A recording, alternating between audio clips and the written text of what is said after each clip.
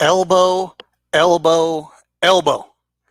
This is the noodle coming right at you. Looks like I tried to post this the other day and the noodle made a mistake. Can you imagine that? It didn't come out like I wanted. So thought I'd take an opportunity to make this late night vid about you. Hopefully it comes out well. And I had a little birdie chirp in my ear today. And it said, you know what? You need to make the vid tonight. So I looked at your vid again, and it looks like your banal, bromatic, trite, hack-eyed mind has again decided to make some changes. The elbow redo. I know you've never heard these words I just used. You may be confounded or confused. So you may want to go back and rewind this video 10 or 15 seconds to take another shot at understanding. Does that sound okay? Well, good. So I hit the play button, and the first thing I see is you without a shirt. Come on, man. Some things I can't unsee. Good God, put on a shirt. My mind is permanently damaged by you, dude. My memory warehouse automatically filed your hedgehog ass on my hard drive. Now there's an error message in my mind every 5 minutes. I have to go to counseling to get rid of you. Elvis, I'm sending you the fucking bill, man. You can't do this to innocent people on YouTube. And I'm not sure, but are you shaving your chest? Or should I say you're shaving the trench coat of fat that's draped everywhere all over your body?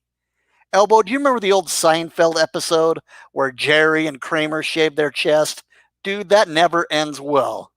And you know what? I barely started to watch, and all I saw were your dishes piled up, and there was a jizz rag that you used in the jungle room to clean up after your daily masturbation session hanging on the counter. And I know you wash your face with that same rag, dude. That is so sick. And Elbow, have you ever taken a good hard look at your fucking ears? I mean, wow. All I can say is wow. You have a set of fucked up ears. They remind me of a giant Lay's potato chip. You know, when you have some chips and a dip, and you get to the last of the dip at the bottom of the jar, and you've only been pulling small pieces out of the bag, and all of a sudden you randomly pull a giant chip? You're like, hell yeah! You scrape the bottom of the cheese bottle, and you're so satisfied. You know? Well, wait, dude, that's not your ears. Your ears are more like a maple tree. They grow in the sun, and some sap leaks out. That's you, dude. Except your ears leak that dark amber wax, and it sort of rolls onto your pillow, and you wake up and you're a little rattled because you're worried about losing your brain cells, and you might be starting your man period. Ugh. Elvis, buy some fucking Q-tips, dude. And onto your face we go. It looks like you have a midget sitting on your lap pushing up with all his might on your chin, and another one standing behind your neck on your shoulders, pushing down on your forehead.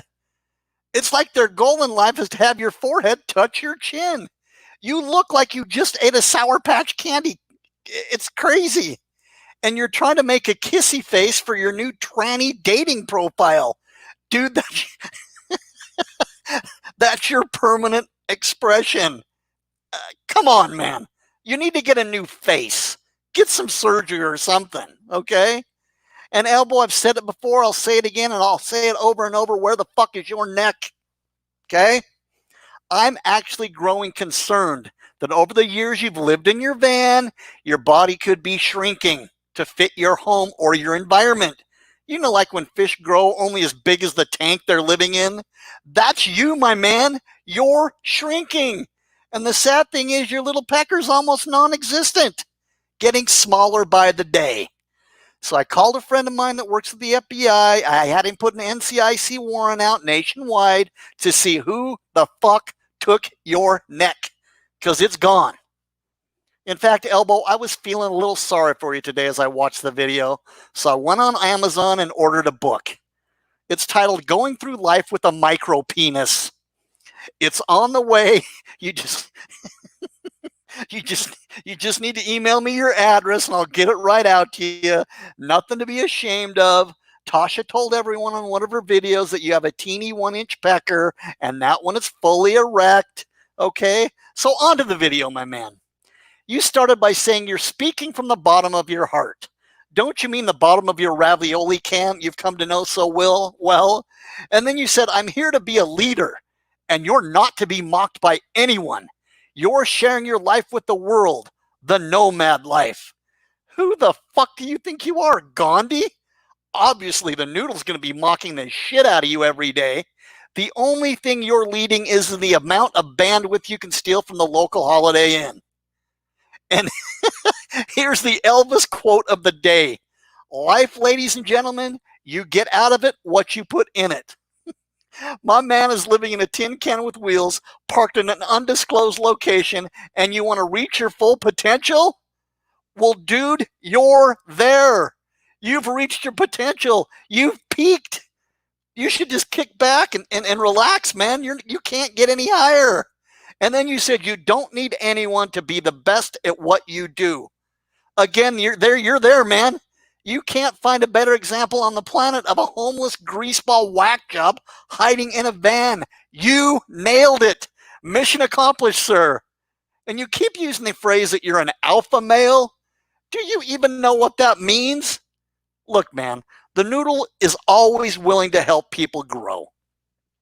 So I'm going to help you understand what an alpha male really is. An alpha male is a man who takes charge, who imposes his will on others, not the other way around. Other men want to be him. Women want to be with him. An alpha male intimidates. He's unquestionably in charge, no matter what the situation. An alpha male's loud, brash. He can mate with any woman he wants. Women seek him for their offspring. He's a true leader in every sense of the word. Well, Elbo, according to that definition, you're fucked. You don't impose your will on anyone. There's no man on the planet besides the human bed slug in North Carolina that wants to be you. You've never had a woman that wanted you. Prostitutes in Mexico don't count. All of the van dwellers that get together with their vans parked in a circle so they can do disgusting things to each other don't count. You don't intimidate anyone. You're not in charge of anything. Could you imagine if Elvis had an offspring? Oh, God. Could you imagine that? It would most likely have a full-time job at the traveling circus as a special sideshow called Freak of Nature in a Van. And I love it when you pause in the middle of your sentence for dramatic effect. The problem is you're not pausing for effect. Your brain is rebooting after putting together one sentence. You keep having to reboot and reboot and reboot. And let me call you out on the biggest lie you've ever uttered out of that dick sucker you call a mouth. You said you had to work hard for the Lisa Marie, and you did it all alone. I have 200 videos of Rosie working on your piece of shit van while you stood there with your pud in your hand. I mean, God, you're dumb. And this is the favorite part of your wealth of knowledge you are bestowing upon us today. You're going to achieve your goals and your lofty standards, you said. You are the king of the free world. So let's run down your goals and lofty standards there, Elbo, because I think you've reached them. Again, you've hit your peak. So let's take a look at some of your goals. Be a dumbass. Drive a shitbox van. Blow out a tire on the freeway. Climb under your van with the engine running and put your hand and camera up inside it. Be fat. Look like a chinchilla. Sweat like a pig in your tin can. Call your masturbation station the jungle room. Have a truck stop tranny shave your back in the communal showers. Grow a butthawk. Everyone will have to look that one up on Google. It's a definite search. Let black mold grow in your van. Bend over in front of the marriage day so you can see your brownie starfish, or what we call your balloon knot. Get your wiener caught in your zipper of your shorts and then like it. Start your own website. Bedbugs are us. Jack off with a pair of tweezers. Mukbang a local McDonald's with Bergs. Shave your taint. Pick the lint out of your belly button. Cut your fungus-infected toenails with a pair of wire cutters. Reach down and dig around for your third leg, or what normal people would call a toothpick with an olive on the end of it. Put your finger in your hole and you'll pull out a Tootsie Roll. Have your family disown you. Have man boobs. Have a 75-inch girth. Wash the yeast infection with the scrub brush out from underneath your girth. Quit digging Quit digging in the back of your neck like you have picker syndrome. Another Google search for the uninitiated of the noodle, picker syndrome. Go check it out. Well, Elvis, that was just a partial list, but I think you've topped out. Your life's ambition have been met. So where do you go from here? Elbo, if you want my thoughts on the next chapter of your life, if I were you, thank God I'm not, I'd just wander out into traffic. Dude, it's going to be okay. Natural selection says only the strong survive. The noodle will always survive. Remember, the slow are always eaten, and you can't run 10 feet unless there's an all-you-can-eat buffet sign for $1.99.